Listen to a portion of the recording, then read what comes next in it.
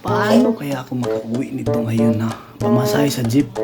10 piso yung pira ko lang is 5 piso lang.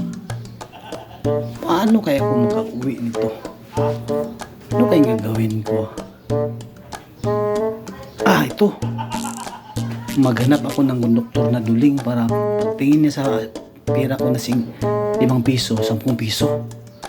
Yan ang gagawin ko. Maghanap ko ng konduktor na duling. Okay. Ay, nandito nakasakay na ako ng bus. Ang konduktor nito sigurado na nakita ko kanina duling.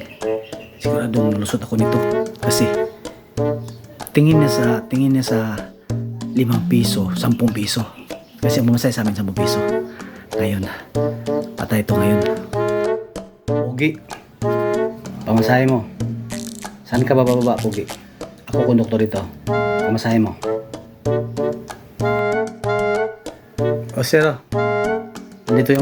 nandito yung bayad ko, boss. Doon ako sa sunod na kanto bababa. 10 piso yan 10 piso yan. Kulang to, boss. Kulang tong pamasahe niyo, boss. Kulang.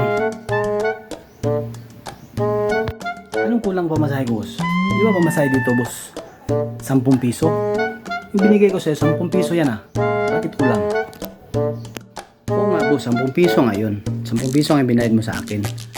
Ang problema, kulang yun. Kasi, dalawa kayo. Ano? Patay tayo dyan.